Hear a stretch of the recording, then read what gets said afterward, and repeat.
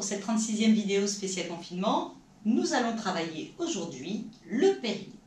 Vous allez avoir besoin d'une chaise, d'un tapis et d'un coussin.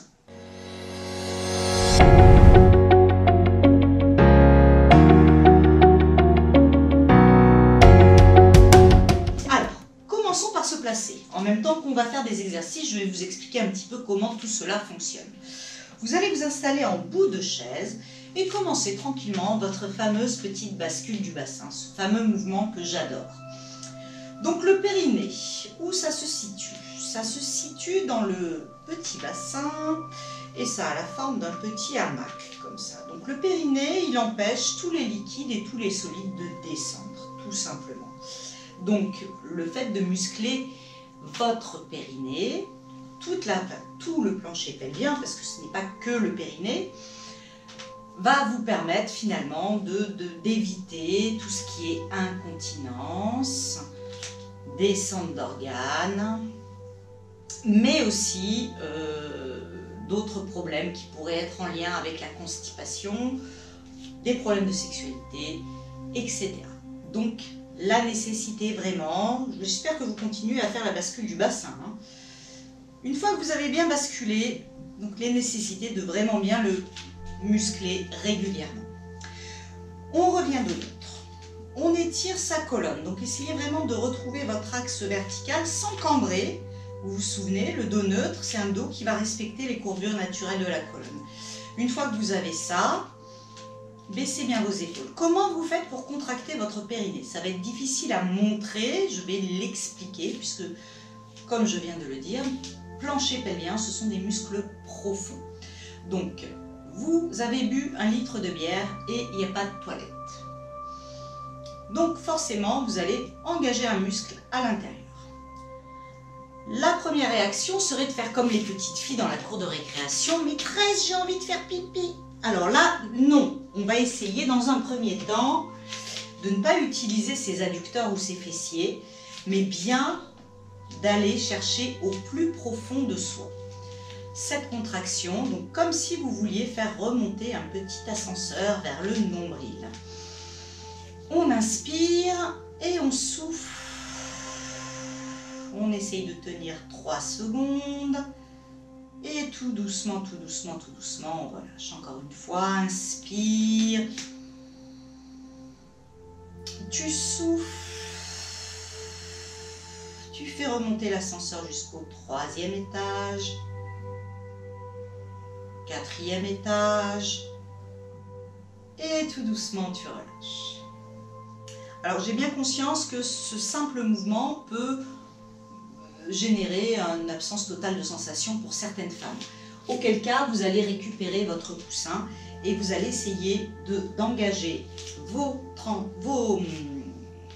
plancher pelvien en même temps que vous engagez les adducteurs. Les adducteurs vont être un relais pour ressentir son plancher pelvien. D'ailleurs, les fessiers aussi, c'est ce que nous allons voir dans l'exercice d'après. On inspire, étirez bien la colonne, on souffle, on presse en engageant son plancher pelvien. Encore une fois, inspire et souffle en pressant. Une dernière fois, inspire et souffle. Puis vous allez relâcher tranquillement. Vous allez vous allonger au sol. Amenez les talons pas trop loin des fesses, les pieds ouverts à l'écart du bassin. Étalez la colonne dans le sol. On va faire un exercice qu'on a déjà vu qui s'appelle le pont sur les épaules, le shoulder bridge, un exercice de pilates. Donc les pieds sont ouverts à l'écart du bassin. Et puis là, on va faire, étalez bien vos épaules dans le sol. Commencez par respirer. Sentez cette respiration ventrale. J'inspire et je souffle. Puis sur la prochaine expire, on va basculer le bassin, contracter les fessiers, soulever le bassin d'un bloc. Donc là, je soulève d'un bloc en engageant le plancher pelvien. Je contracte, je stabilise cette contraction pendant 5 secondes 4, 3, 2, 1. Et tout doucement, je redescends en bloc aussi pour bien garder mon ventre tenu. Et je reviens. Je fais une respiration et sur ma prochaine expire, je vais basculer le bassin, monter d'un bloc en engageant mon périnée, je souffle. Et là, j'essaye d'aller un petit peu plus haut. J'engage bien le périnée. Je stabilise. Les fessiers sont contractés aussi. J'inspire.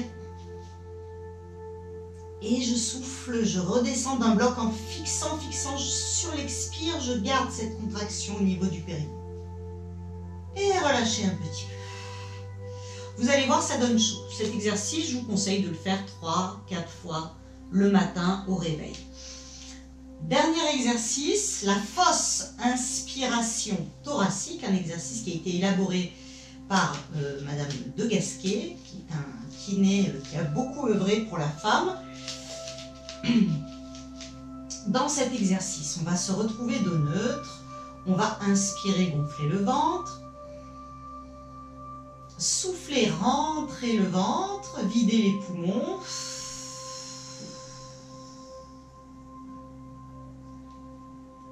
Et puis quand vous allez complètement vider vos poumons, vous allez imaginer que vous inspirez, mais vous n'inspirez pas, en ouvrant les côtes et en aplatissant le ventre. Ce qui va donner. Et finalement, vous allez prendre votre inspire.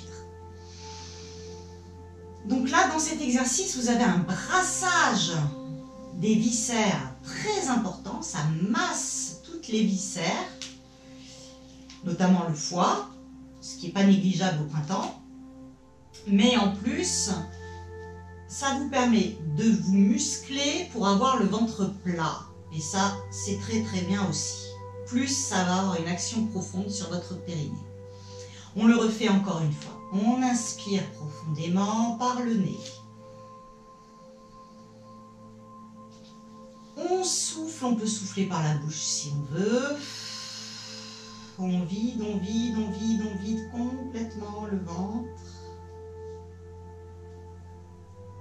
Puis, une fois que tout est bien vide, on va boucher la bouche et le nez et on va imaginer qu'on inspire.